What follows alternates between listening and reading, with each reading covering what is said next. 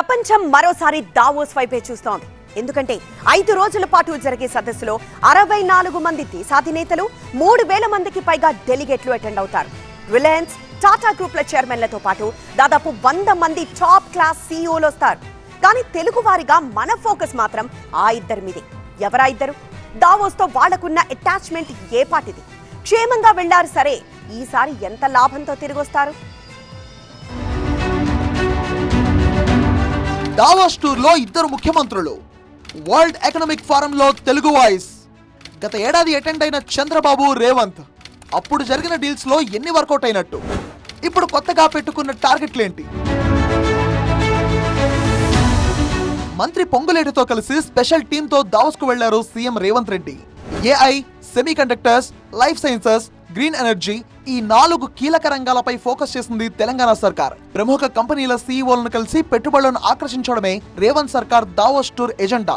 ఇదే వేదికపై Telangana vision document 2047ని ప్రదర్శించి ప్రపంచ కార్పొరేట్ దిగ్గజాల దృష్టిలో పడాలి అన్నది రేవంత్ మరో ఎత్తుగడ. సీఎం రేవంత్ రెడ్డి నేతృత్వంలో గతంలో కూడా దావోస్ వెళ్లింది తెలంగాణ బృందం.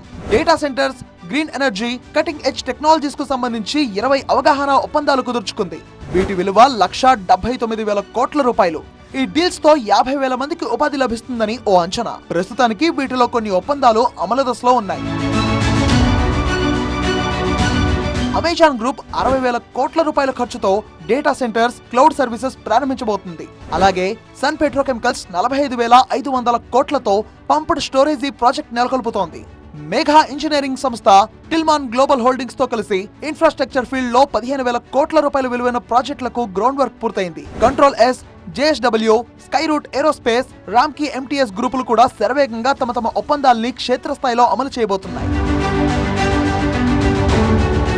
ఏపీ సీఎం చంద్రబాబు కూడా ముఖ్యమంత్రిగా దావోస్ ఆర్థిక సదస్సును ఎప్పుడూ మిస్ కాలేదు. గత ఏడాది జనవరిలో కూడా వరల్డ్ ఎకనామిక్ ఫోరం లో పాల్గొన్నారు. Green industrialisation, deep tech innovation కి తామిస్తున్న ప్రమోషన్ గురించి గట్టిగా చెప్పుకున్నారు. కానీ 6 నెలల కిందటే ఏర్పాటైన ప్రభుత్వం కనుక దావోస్ లో అప్పుడు కీలక అవగాహన ఒప్పందాలు ఏవీ జరగలేదు. దావోస్ లో అప్పుడు ఎస్టాబ్లిష్ చేసుకున్న బిజినెస్ ఫ్రెండ్లీ నేచర్ వల్లే విశాఖలో 1.33 లక్షల కోట్ల విలువైన గూగుల్ డేటా సెంటర్లు వచ్చినట్టు కూటమి సర్కార్ చెబుతోంది. ఇప్పుడు దావోస్ లో ల్యాండ్ అయిన చంద్రబాబు 4 రోజుల పాటు 36 కార్యక్రమాల్లో పాల్గొంటారు. IBM, Google cloud, AP molar milk సీఈఓతో భేటీ అవుతారు. మొత్తం 16 మంది పారిశ్రామికవేత్తలతో ముఖాముఖి సమావేశాలు ఉంటాయి. వరల్డ్ ఎకనామిక్ ఫోరం పై ఏపీ గ్రోత్ స్టోరీని ప్రెజెంట్ చేస్తారు. తమ ప్రభుత్వం అమలు చేస్తున్న స్పీడ్ ఆఫ్ డూయింగ్ కాన్సెప్ట్ ను వారికి వివరిస్తారు. ఏపీలోనే ఎందుకు పెట్టుబడి పెట్టాలి అనే దానిపై లోతుగా చర్చిస్తారు. స్వర్ణాంధ్ర 2027 విజన్ డాక్యుమెంట్ గురించి చెప్పడమే కాదు, ఏపీలో ప్లాన్ చేస్తున్న drone city, space city, defence city, quantum వ్యాలీని ఎక్స్పోజ్ చేస్తారు. 25.3% పెట్టుబడులను ఆకర్షించి దేశంలోకెల్లా టాప్ డెస్టినేషన్ గా అవతరించిందని చెప్పబోతున్నారు.